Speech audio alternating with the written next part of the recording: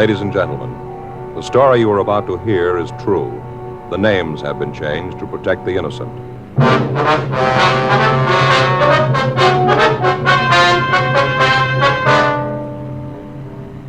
You're a detective sergeant. You're assigned to homicide detail. The body of a dead man has been found in the rear of his shop. He has been brutally beaten to death. The killer is unknown. Your job, find him.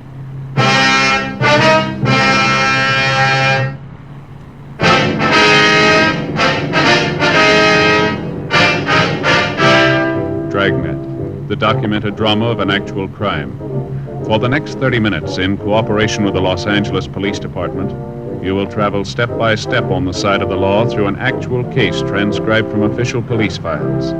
From beginning to end, from crime to punishment, Dragnet is the story of your police force in action.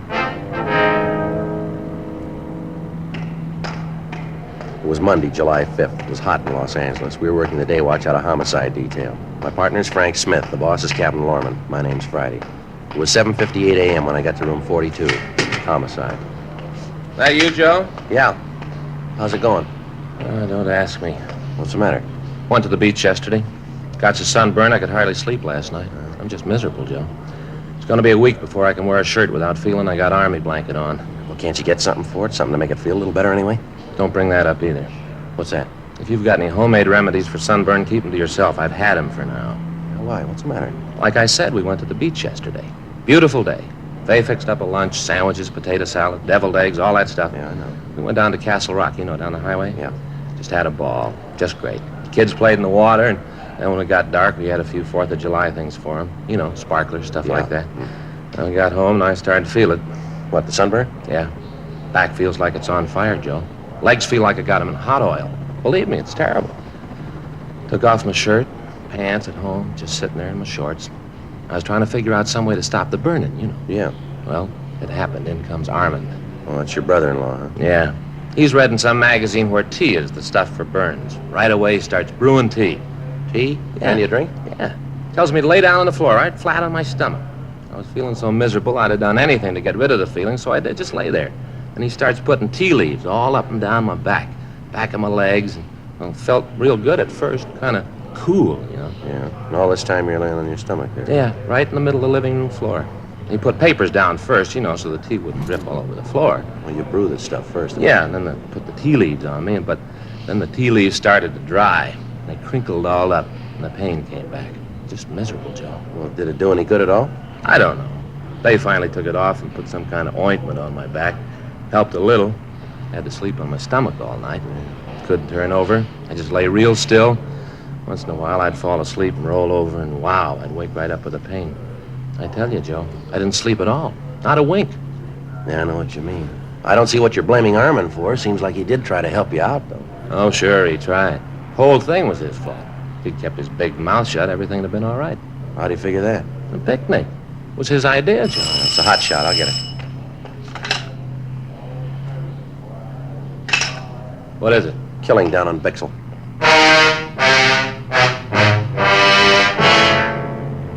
8:14 a.m. We arrived at the address on South Bixel. It was a small neighborhood pawn shop.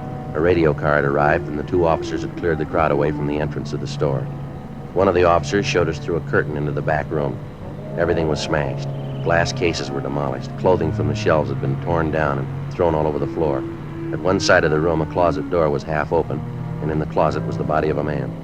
We started to talk with George Armstrong, the victim's partner. Terrible. I don't want to look anymore. I don't want to believe it. Anybody would do this to Mark.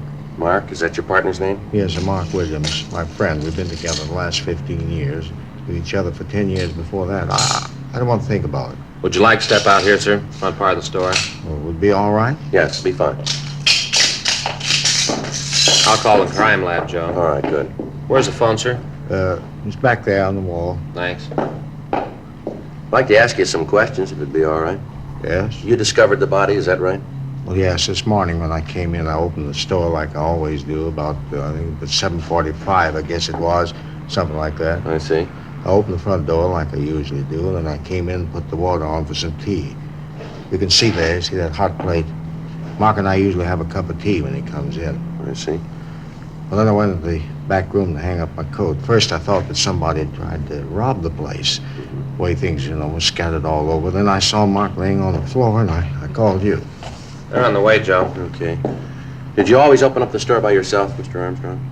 Yes, I don't know how it started, but somewhere along the line, I'd open up the place, and then Mark would clean up the shop and close. It's been that way for years. When did you last see Mr. Williams? That is, when did you see him alive? Saturday night. I left about 5:45. He was closing the place up. I told him that I'd meet him for breakfast Sunday morning. He wasn't there. I tried to call him at home, but there wasn't any answer. His landlady hadn't seen him. Was he married, do you know? No, he wasn't married. Same thing happened to both of us. Neither one of us married. What's that, sir? Well, you see, Mark and I are both in love with the same girl when we were younger. We used to take her to the park in the summer, listen to the band, concert. Three of us, we used to go every place together. Like I said, both of us were in love with her. Well, things went along just fine for a year or so, and then she got married to someone else. Mark and I were pretty sad about it. Couldn't blame the girl, though. The guy she married was rich. He had a big house and a good family. We didn't have much of anything. No, neither of us married. Just never seemed to find a girl who compared with Kate. Kate? Kate Dillon. She's a lovely girl. This meeting you were going to have yesterday morning, was that a regular thing? Oh, yes, it was. You see, about the only relaxation Mark and I had was bowling on the green. Bowling? Every Sunday that it didn't rain, we'd meet for breakfast and then catch a bus out to Exposition Park. Bowling club out there. Mark and I both belonged. Mark was a sort of local champion. Played a real good game. Well, didn't you think that anything was wrong when he didn't meet you yesterday? Well, yes, I did. I did at first. Then I got to thinking about it, and I figured maybe he wasn't feeling too good. Just didn't want to go out to the club. Yes, sir. He'd get like that, moody. Just for no reason at all. Decided didn't want to go anyplace at all. Just sit in his room. Almost always came to work, even when he was in the mood. But now and then he'd just sit up there and look out the window. Was there any special reason for all this? No, not that I know of. He just get like that. No special reason. When he did, you just had to sit and let the mood pass. Nothing else to do. Let's see. Well, did Mr. Williams have any enemies that you'd know of? Anyone at all that might do a thing like this? Sure, no one. Was he alone when you left him Saturday night? Yes, he was straightening up the shelves, getting the things in order. But he was all by himself. No one was here. Well, have you ever had any trouble with anyone in the neighborhood lately? Somebody who might have been looking for trouble, maybe? Well, Sergeant, most of our customers have trouble. Well, yes, sir, but about how much money was on the premises when you left? Maybe $1,500. Where'd you keep the money? In the safe, right there. You can see for yourself it's all right. Would you mind opening it up just to be sure? Well, if you want me to, but I'm sure everything's okay. If you wouldn't mind, sir. Okay. I know there's nothing wrong here. 43. You can see for yourself that everything's okay, can't you? 16 left. Yes, sir, we just want to be sure. Right to 8. There, you can see it. Is the money kept in that strong box? Yes, sir. Who knew the combination to this safe? I mean, besides you. Just Mark and me. We were the only ones. There, all the money's there. Is there anything else missing from the store? Anything that you can see? Well, Sergeant, look around you. If there was anything, how could I tell? I'd have to take a complete inventory. Well, what difference does it make? How's it going to help Mark? Well, it's pretty important we find out why he was killed the way he was, sir. Beating and all. If you'd look around, you might be able to come up with something. Oh, all right, I'll look around, but I tell you, I don't think there's anything gone. All right, if you just do that, we'll look over the back room. It'll be all right. Pretty bad, huh, Joe? Yeah. Looks like revenge could have been the motive, maybe, from the looks of things here. Yeah, it'd Can't have tell. to be something like that. Terrible beating. The way the place is all smashed up. Yeah. Frank? Yeah? Morning. Yeah. Look here in the closet. You can see it there under the body. Oh, yeah, looks like a hand axe. Yeah. Might have been trying to defend himself, huh? Maybe. Sergeant, Yes, sir? you were right, absolutely right. What's that, sir? He did steal something. The gun case has been broken into. Yes, sir. Anything missing? A couple of revolvers.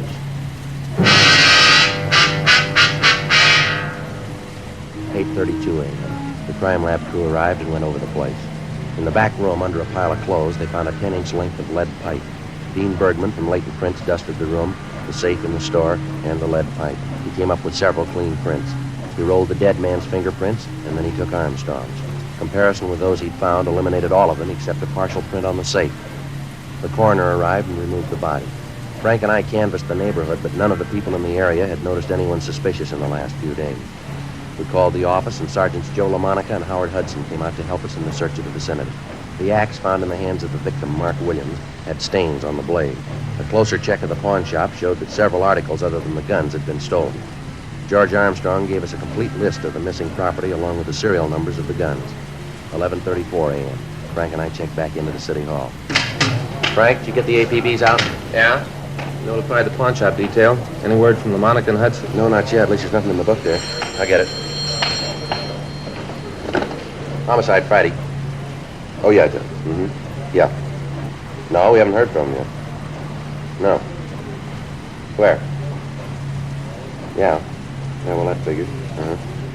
Okay, thanks. LaMonica, he and Hudson found a blood-stained shirt in an alley behind an apartment house a couple of blocks from the pawn shop. Yeah? Checked the apartment register, and they found a Wallace Holmes listed. Holmes? Yeah, LaMonica knows him. Yeah? Just served 6 months for violation of the Narcotics Act.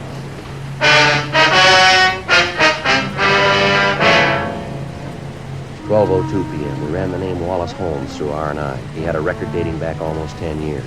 He'd been arrested twice for violation of the state health and safety code and once on suspicion of 211 PC. We talked to the neighbors in the apartment building where he lived, but they told us that Holmes had been in bed with a bad cold for the past 3 days. Several of them had taken him food on occasion and stated positively that he could not have left the apartment. Bergman checked his fingerprints against those we found at the pawn shop. There was no match. A stakeout was placed on the building.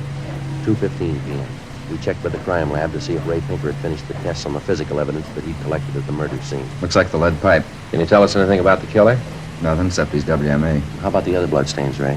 Test out type O, victim's type B. Well, figures that he managed to hit the killer with the axe then, huh? Possible. How about the shirt? You find anything on it? We haven't finished the tests on the dust particles we found in the pockets yet. Precipitin test shows it's human blood. Haven't had a chance to group it yet. How about any laundry markings, anything, yeah, Ray? Yeah, just about to check it. Spread it out here. You want to get those lights, Frank? Yeah. Turn on this fluorescent. Yeah. Laundry marking here. Yeah. It's like RJ. Mm-hmm. All right. And there's a number there, too. And 769-02. anything else, Ray? Looks like that's about it. What laundry, would you know? Yeah, I think so. Marking's the same type as Consolidated Central Laundry uses. Big place out on Pico. Mm-hmm. Handle cleaning for a lot of small neighborhood places in town. I can give you the address. Okay, anything else? Oh, he had a 15 neck and a 33 sleeve. Average size, not much help, huh? Maybe I can give you some more when I get through the dust particles in the pockets. Yeah, okay. Wish we had a little more to go on. Well, you got a piece of lead pipe, a stained shirt, and an axe looks like it's been recently used. Yeah. They all connect somewhere along the line. Yeah, all we gotta do is find out where. 2:58 p.m. Frank and I drove out to the Consolidated Central Laundry. We talked to the manager, and he looked through the files. He was able to tell us that the shirt had been laundered at a small cleaning place on South Hill. He gave us the address, and Frank and I drove over. We talked to the manager of the shop. Uh-huh. Yeah, it's our number, all right. Yes, sir. Would it be possible for you to tell us who owns the shirt? Yeah, I'll look it up in the book. Let's see, RJ 769-02. Mm-hmm, that's right. Let's see, 642, 98, 7. Yeah, here it is. John Dunlap, address out on 3rd Street. Say, what do you want to know about the shirt for? Dunlap done something? Well, we're just conducting an investigation here. Oh. Wonder if you'd describe this Dunlap for us. Oh, sure. I've known John for years. Been bringing his things in here for at least 8, maybe 9 years. Could you give us a description of him, you think? Yeah, Johnny's about my size, maybe 5'11". Weighs about 180. How about his coloring? Huh? His coloring. Is he dark or light complected? Oh, yeah. Well, I guess you'd say maybe sort of medium. Yeah, medium. Do you have any marks or scars on him? Anything unusual about him? Well, if you asked me that yesterday, I'd have said no. How's that? Well, up till this morning. Well, John came in this morning, and there was nothing that made him stand out up till then. He must have had an accident over the weekend, I guess. I don't understand. Came in this morning, his face was all scratched up.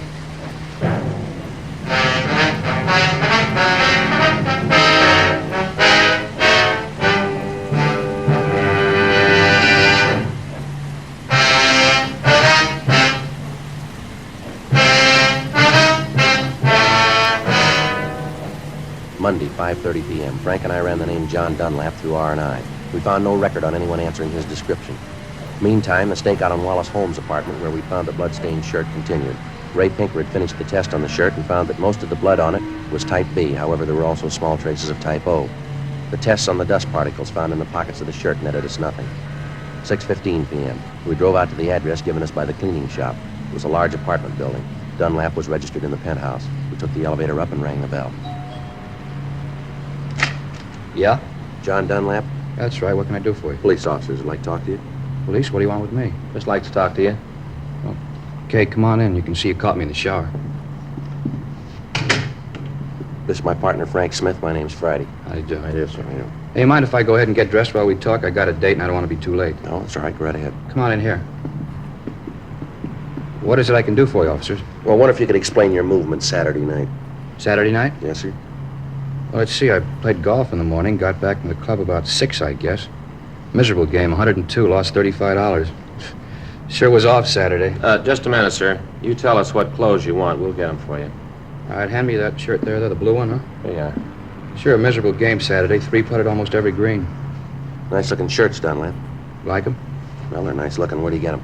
I have 'em made. Can't wear store-made shirts. Neck's too long. Collar doesn't fit right. What'd you do after you got home from the golf club?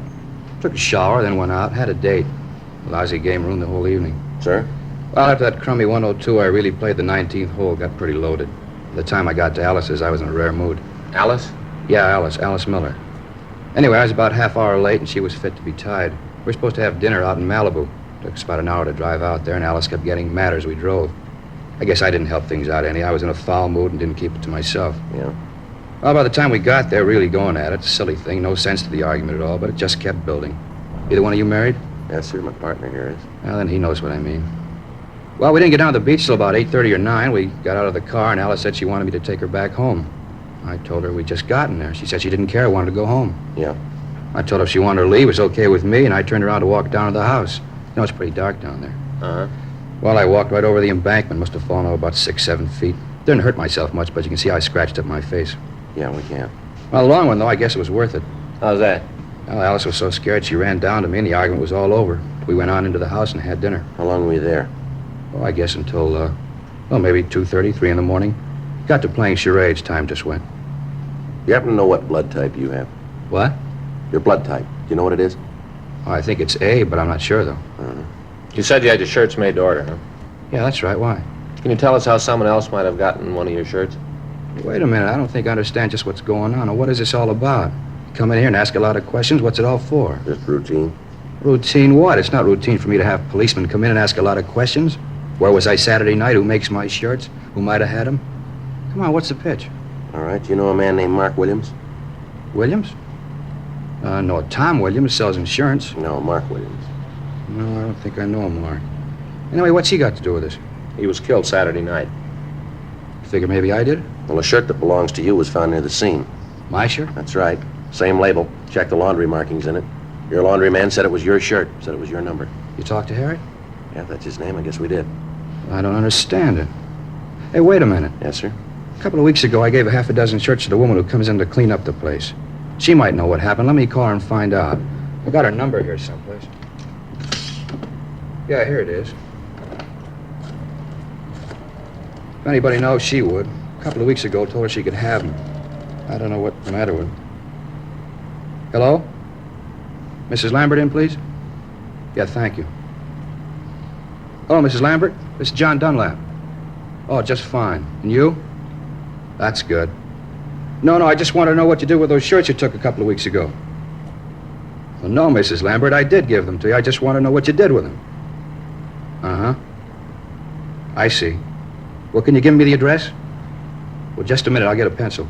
You have a pencil, officer? Here you are. Thank you. Now, go ahead, Mrs. Lambert. Uh-huh. 47? All right, thank you. No, don't you worry. Everything's all right. Yeah, well, thank you, Mrs. Lambert. Yeah, I'll see you then. Right, goodbye. A real character. Thought I wanted the shirts back. Did she tell you what she did with them? Yeah, I said she sold them to a second-hand store down on Bixel.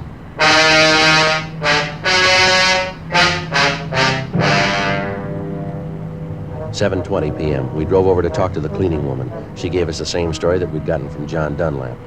We went over to the second-hand store, but it was closed. The stakeout on the apartment continued. The body had been posted, and the coroner told us that Williams had been killed at approximately midnight on Saturday night.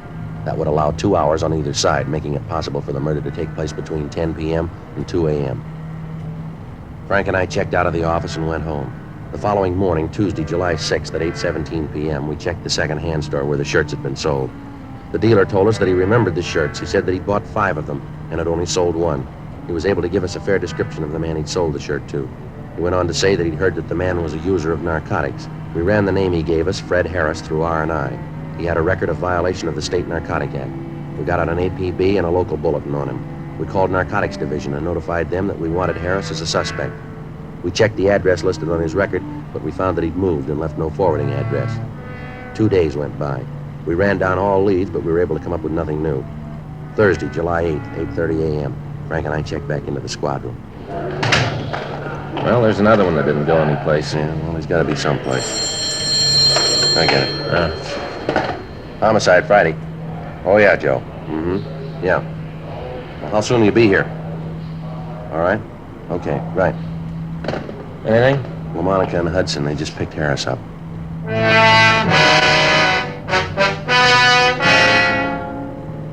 11:20 a.m. Fred Harris was brought to the interrogation room. Frank and I talked to him for about an hour, but other than his name, he refused to tell us anything. We tried to lead him out. We talked about his family, about sports, food, everything we could think of. None of it worked. Harris remained sullen and uncooperative. 1:46 p.m. How about some lunch, Joe? I guess so. Harris? No, thanks. All right, you suit yourself. What do you want, Joe? Well, ham on rise, all right. Get some coffee, too, huh? Okay. You sure, Harris? You don't want anything to eat? No, I told you. Okay. All right if I smoke? Yeah, go ahead.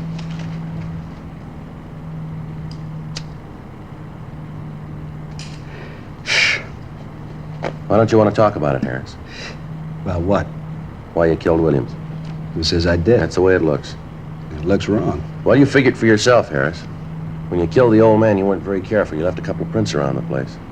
Yeah? Shirt you wore, we got that. Found it right where you dropped it. Ran that down, leads right to you. Got the man who sold it to you. Identifies you. Maybe he's wrong. No, you know better than that. When they picked you up, you were carrying some of the things you stole from that pawn shop. You can't account for your time on Saturday night. I told you I didn't do it. I didn't kill the old man. I just don't remember where I was that night. Didn't that happen to you? You go someplace and a couple of days later you can't remember where you were. Doesn't that ever happen to you? Oh, yeah, once in a while. Yeah, you see? Now you expect me to remember when you sometimes forget. You a user? What are you asking that for? You got the record. Look it up yourself. Roll up your sleeve. All right. You're a user. You work for a living? Yeah, sometimes. What do you do? Whatever I can. When'd you last work? A couple of weeks ago. You haven't worked since then, huh? No, Where'd you get that stuff they found on you? I don't know. Must have bought it. Any idea where? No. You bought the stuff and you don't know where. That what you want me to believe? Believe what you want. I don't care. Well, here's what I believe. You tell me if I'm wrong. I think you went to the old man's pawn shop about closing time on Saturday night. You had a big yen on and no money to make a connection. You tried to rob the old man. He didn't like it and you killed him. You killed him with that hunk of lead pipe we found, the one with your fingerprints all over it. Then you tried to get the safe open and you couldn't. So you wiped it clean, grabbed what you could carry, and you ran out of the store. A couple of blocks away, you calmed down and took a look at yourself. You threw that shirt in the ash can, then you went up to Wallace Holmes' apartment to try to make a connection, didn't you? He tell you all that? No. Now, come on, how about it? Holmes tell you that? Well, look, you're a little mixed up, aren't you? You just answer, you don't ask. Sure, he told you. Never found out if he did. My big pal, Wallace Holmes. After all I'd done for him. If I had a nickel for every pop I shared with that bum and he cops out on me, blabs everything to you. One guy I'd have done anything for. Give the guy the shirt off your back, and this is the thanks I get. Well, that's your big trouble, Harris. What do you mean? You ought to hang on to your shirts.